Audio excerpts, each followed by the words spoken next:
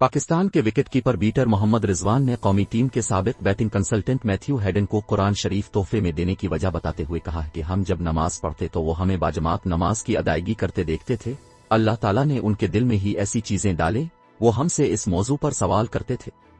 Pakistani cricketer Mohammad Rizwan का कहना था कि वर्ल्ड कप में पाक भारत मैच के दौरान बातचीत हुई तो मैंने हेडन से कहा कि अगर तकदीर में हुआ तो हम ये मैच जीत जाएंगे, अगर हमारी मेहनत कम हुई तो भारत जरूर जीत जाएगा। उन्हें ये सब चीजें महसूस हुई। मोहम्मद रिजवान ने कहा कि वो वक्त कुछ मुख्तलिफ था। मैंने एक शख्स से कुर्रा नून मजीद मंगवाया, जब वो ले अलिफ आ तो मैं मैथ्यू के कमरे में गया और उन्हें ये तोहफे के तौर पर दे दिया।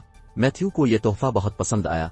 हमारे जिम्मा ये काम है कि जो चीज खुद के लिए पसंद करें वही दूसरों के लिए भी मुंतखब करें। उन्होंने बताया कि मेरी मैथ्यू से बात होती है तो वो बताते हैं कि उन्हें बहुत मजा आ रहा है और वो अक्सर कुरान शरीफ का तर्जुमा पढ़ते हैं। इंटरव्यू के दौरान रिजवान ने कौम से अपील भी की कि मैथ्यू हेडन को अपनी दुआओं में जरूर याद रखें। वाज़ेह रहे कि मोहम्मद रिजवान ने T20 वर्ल्ड कप में टूर्नामेंट में पाकिस्तान के बैटिंग कंसल्टेंट मैथ्यू हेडन को कुरान शरीफ तोहफे में दिया था, जिसके बाद एक इंटरव्यू में पाकिस्तानी क्रिकेट टीम के बैटिंग कंसल्टेंट मैथ्यू हेडन ने कहा था कि एक रोज मेरे होटल के कमरे का दरवाजा बजा और एक शख्स कमरे में दाखिल हुआ जिसके हाथ में कुरान था। वो शख्स रिजवान थे और उन्होंने मुझे कुरान का अंग्रेजी तर्जमा तो फतना दिया।